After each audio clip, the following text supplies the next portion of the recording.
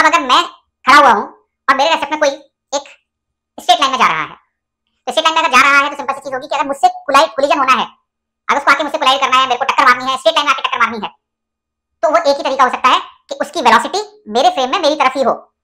इसका मतलब कोलिजन की कंडीशन एक हो जाती है सिंपल क्या, कि velocity of one projectile as seen by other should be along a straight line joining these two particles. Vertical direction में रिलेटिव वेलोसिटी 0 हो जाएगी और वर्टिकल डायरेक्शन में रिलेटिव वेलोसिटी 0 होने का मतलब रिलेटिव वेलोसिटी हॉरिजॉन्टल डायरेक्शन में रह जाएगी। इसका मतलब सिंपल सी चीज है कि इनके AB के परपेंडिकुलर कंपोनेंट्स, AB लाइन के perpendicular components equal and opposite होने चाहिए। तो कोलिजन की सिंपल कंडीशन क्या हो गई कि जब भी दो पार्टिकल्स को कोलाइड करना है तो इन दो पार्टिकल्स को मिलाने वाली लाइन आप ऐड कर लीजिए और इस लाइन के परपेंडिकुलर कंपोनेंट्स ले लीजिए। ये परपेंडिकुलर कंपोनेंट्स अगर इक्वल हैं then only particles can collide. Hello dear students, आजकल क्लास 11th में जनरली जहाँ पर भी बच्चे कोचिंग्स कर रहे हैं या स्कूल में पढ़ रहे हैं तो उनका काइनेमेटिक्स चल रहा है, प्रोजेक्टाइल मोशन चल रहा है। तो मेरे पास बहुत सारे बच्चों से रिक्वेस्ट आ रही थी कि सर टू प्रोजेक्टाइल्स का रिलेटिव मोशन समझ में नहीं आ रहा है, तो मैंने कहा इस पर एक वीडियो बना देता हूँ, टू प्रोजेक्टाइल्स का रिलेटिव मोशन। तो इसमें समझने की कोशिश करिए कि बेसिकली अगर मैं बोलता हूँ कि एक पार्टिकल को किसी u1 वेलोसिटी से θ1 एंगल पर प्रोजेक्ट किया गया है और किसी दूसरे पार्टिकल को u2 वेलोसिटी से θ2 एंगल पर प्रोजेक्ट किया गया है। There are two projectiles A and B, and we want to find the condition so that these particles will collide in mid-air. So we want to find out condition so that these two particles collide in mid-air.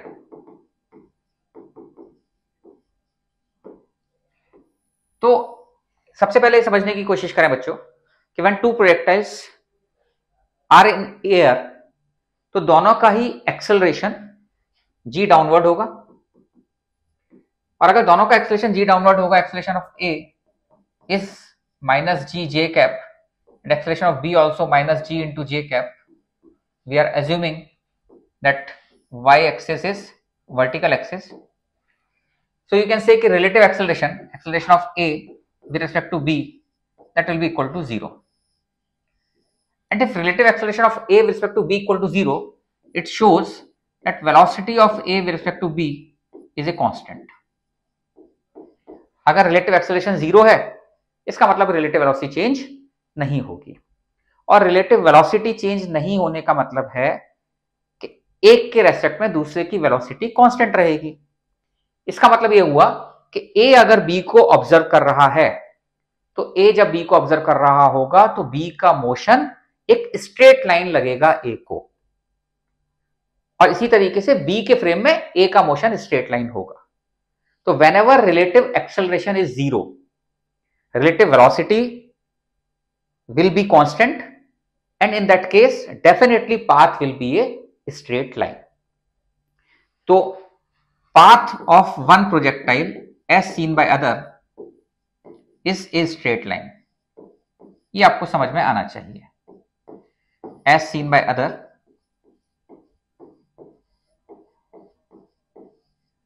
is along a straight line. Okay, चलिए अब ये बात समझ में आ जाती है तो अब प्रॉब्लम बिल्कुल सिंपल बन जाती है।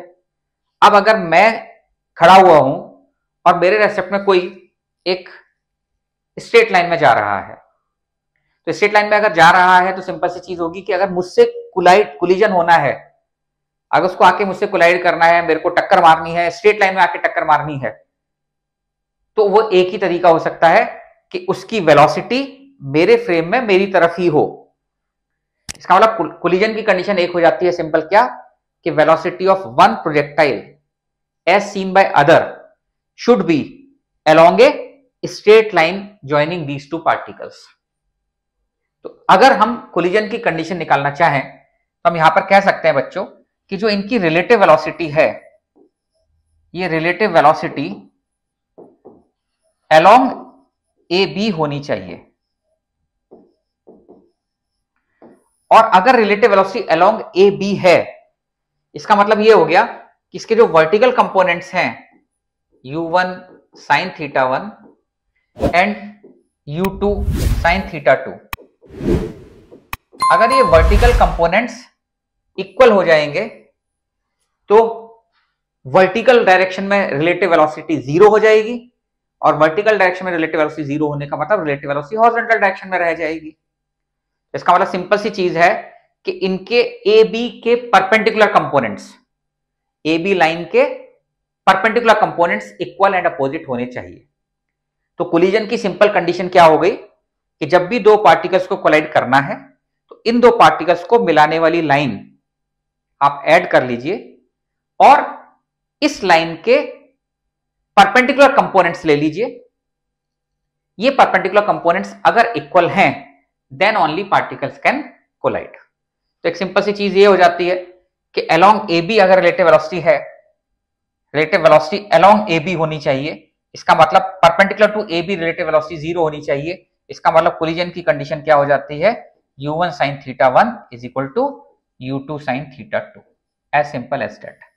तो कहीं पर भी अगर पार्टिकल्स को कोलाइड करना है तो कोलिजन की कंडीशन क्या होनी चाहिए बच्चों, कि उनको मिलाने वाली लाइन के परपेंडिकुलर उनके वेलोसिटी कंपोनेंट्स इक्वल होने चाहिए। क्या होना चाहिए, दो पार्टिकल्स को मिलाने वाली लाइन के perpendicular components, velocity components should be equal, then velocity will be along the line joining two particles and two particles will collide. तो इस केस में अगर मैं देखूं कि एक को मैंने u1 वेलोसिटी से प्रोजेक्ट किया था θ1 एंगल पर, दूसरे को u2 वेलोसिटी से प्रोजेक्ट किया θ2 एंगल पर,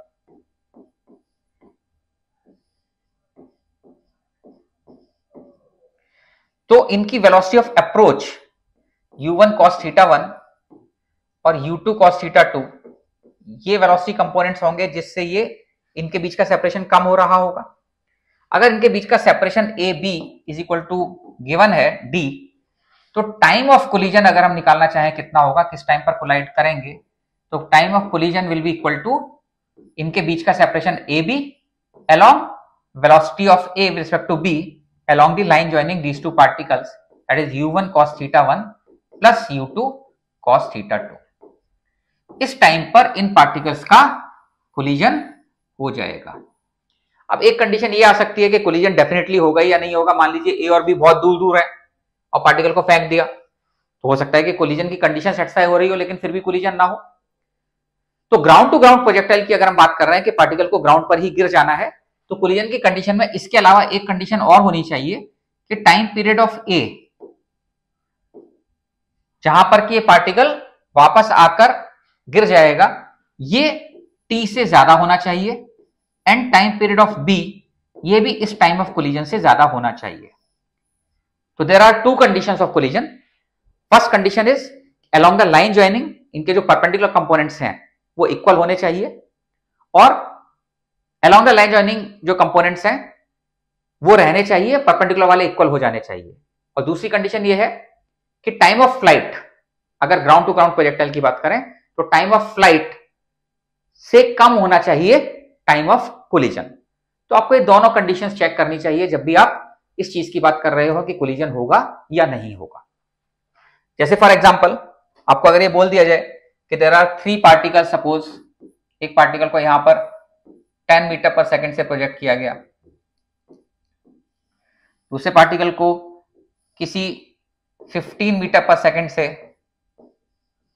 प्रोजेक्ट किया गया एंगल θ1 पर, और किसी पार्टिकल को मान लीजिए यहां से प्रोजेक्ट किया जाता है 20 मीटर पर सेकंड से, 1 2 3 पार्टिकल्स हैं, and find the condition so that all 3 particles will collide in midair. Condition so that all particles collide in midair. तो क्या करें इसको, all particles collide in midair? तो सिंपल सी बात है, अगर हम 1 और 2 की बात करें तो मैंने आपको बताया कि 1 और 2 की लाइन ज्वाइनिंग के परपेंडिकुलर वाले कंपोनेंट्स इक्वल होने चाहिए। तो अगर हम लाइन ज्वाइनिंग की बात करें तो लाइन ज्वाइनिंग हो गया 1 2, इसके परपेंडिकुलर कंपोनेंट्स की बात करें तो 15 cos θ1 should be equal to 10। तो एक कंडीशन तो हो गई 15 cos θ1 that should be equal to 10, first condition. और अगर हम बात करें कि 2 और 3 को कोलाइड करना है तो 2 और 3 को मिलाने वाली लाइन के जो परपेंडिकुलर कंपोनेंट्स हैं, यानी ये वाला कंपोनेंट इस कंपोनेंट के बराबर होना चाहिए, यानी 15 sin 37, ये आपके पास कितना होना चाहिए? 20 के बराबर होना चाहिए। ये क्वेश्चन 2 हो जाती है। यहां से अगर आप tan θ1 निकालते हैं तो tan θ1 की वैल्यू कितनी आ जाती है? 2 आ जाती है, और θ1 equal to θ1 will be equal to tan inverse 2। तो इससे आपके पास ये पता लग जाता है कि कितने एंगल पर इसको प्रोजेक्ट किया जाए जिससे कि कोलिजन हो जाए। और अगर आप ये चाहते हैं कि कोलिजन जो है वो सेम टाइम पर तीनों पार्टिकल्स एक साथ कोलाइड करें, तो उसके लिए अगर ये डिस्टेंस d1 दे रखा है और ये डिस्टेंस d2 दे रखा है, तो 1 और 2 के कोलाइड करने का जो टाइम होगा, 1 और 2 के कोलाइड करने का जो टाइम होगा वो इनके बीच का डिस्टेंस कितना है? d1 डिवाइड बाय इस डायरेक्शन में वेलोसिटी कितनी है? 15 sin θ1। तो d1 डिवाइड बाय 15 sin θ1, और इसकी वेलोसिटी इस डायरेक्शन में 0 है, तो रिलेटिव वेलोसिटी इस डायरेक्शन में 15 sin θ1 हो जाती है। और t2 और 3 को अगर कोलाइड करना हो, उस टाइम को अगर हम t2 3 से डिनोट करें, तो ये डिस्टेंस अगर d2 है और इस डायरेक्शन में जो रिलेटिव वेलोसिटी है वो 15 cos θ1, इसकी वेलोसिटी 0 है, तो अपॉन 15 cos θ1। अगर t12 is equal to t23 हो जाता है, तो ये पार्टिकल्स एक साथ एक ही पॉइंट पर पहुंचेंगे। तो ये दो कंडीशंस हो जाती हैं इन पार्टिकल्स के मिड एयर में साइमल्टेनियसली कोलाइड करने की।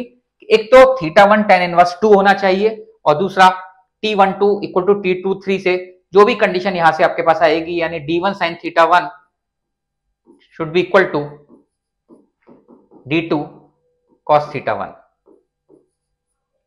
तो इस तरीके से आप लोग जब भी दो प्रोजेक्टाइल्स का रिलेटिव मोशन कंसीडर करें तो स्ट्रेट लाइन में मोशंस को लेकर चलना है। और रिलेटिव मोशन में कोलिजन की कंडीशन क्या होगी कि अलोंग द लाइन ज्वाइनिंग जो कंपोनेंट्स हैं वो एक दूसरे की तरफ होने चाहिए, और perpendicular to the line joining components basically क्या होने चाहिए? इक्वल होने चाहिए। तो वेलोसिटी ऑफ अप्रोच, उसमें हो सकता है पार्टिकल इधर जा रहा हो इधर जा रहा हो, तो ऑब्वियसली बात है कि इसकी वेलोसिटी से ज्यादा होनी चाहिए। तो जो वेलोसिटी ऑफ अप्रोच है, उस वेलोसिटी ऑफ अप्रोच से हम क्या निकाल देंगे? Time of flight, velocity of approach along the line joining two particles, और परपेंडिकुलर वाले कंपोनेंट्स इक्वल होने चाहिए। तो आपके जो प्रॉब्लम्स नहीं हो रहे हैं उनको इससे करने की कोशिश करिएगा। नेक्स्ट क्लास में मैं आपको एक दो और प्रॉब्लम्स इसमें बताने की कोशिश करूंगा। Okay, thank you.